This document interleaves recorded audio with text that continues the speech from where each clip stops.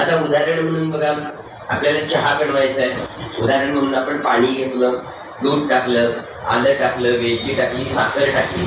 पण जोपर्यंत त्यामध्ये चहा पावडर टाकली जात नाही तोपर्यंत त्याला चहा म्हणता येणार नाही. अचानक एखाद्या व्यक्तीने चहा पावडर ऐवजी कॉफी टाकली तर त्याचा चवही बदलेल आणि रंगही बदलेल. तसं पूजा विभागामध्ये तुम्ही नेमक्या कोणत्या भावना, कोणत्या इमोशन्स मिसळल्या पाहिजे, तर त्या भावना म्हणजे कोणत्या, तर त्यांनी सांगितलं पहिली भावना असते, म्हणजे शिकण्याचं पहिलं बघा सुरुवात कशी आहे. पहिली भावना आहे क्षमाभाव.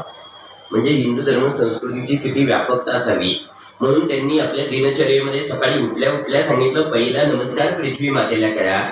समुद्र वसने देवी पर्वतस्थान मंडिते विष्णू पत्नी नमस्तुभ्यं पाद स्पर्शम क्षमस्व मे. समुद्रपी वस्त्र प्रकृतीस्थान महाविष्णूंची पत्नी असणार आहे पृथ्वी माते.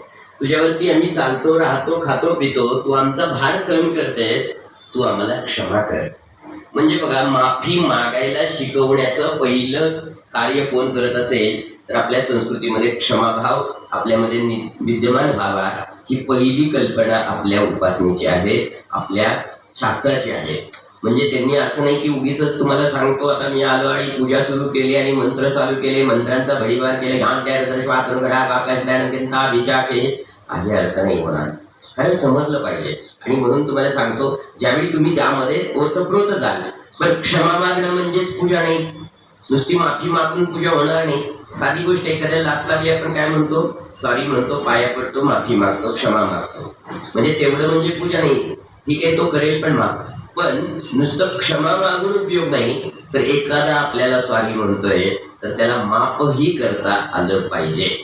म्हणजे आपल्या शास्त्राची पहिली शिकवण आहे माफी मागायला लाजायचं नाही, आणि एखादा सॉरी म्हणतोय तर त्याला माफ पण करून द्यायचं, जर आपल्याकडे क्षमाभाव विद्यमान असेल. आणि म्हणून शास्त्रामध्ये एक वाक्य आलेलं आहे, क्षमा वीरस्य भूषणम. क्षमा हे वीराचं भूषण आहे. आणि म्हणून बघा, आपल्याला सर्वांना विनंती आहे, पूजा करताना सुद्धा आपण ईश्वराप्रती काय करत असतो, माफी मागत असतो. बरं, का माफी मागतो आपण? काही वाचिक, मानसिक. काही म्हणजे हातानं, वाचिक म्हणजे वाचेनं, मानसिक म्हणजे मनानं. कदाचित मी कुणाला दुखवलं असेल तर मी उदात्त मनानं क्षमा मागतो. आणि कदाचित माझ्याकडून मला कुणी सॉरी म्हणतंय, मी त्याला माफ करून देतो. म्हणजे क्षमाभाव म्हणजे पूजा. हे बोलण्यापुरतं नाही, आपल्या आचारात, विचारात, कृतीमध्ये क्षमाभाव पाहिजे. म्हणून तुम्ही बघितलं आपल्या पूजेची व्याख्या, सॉरी म्हणजे पूजा. आणि दुसरा असतो आभार भाव.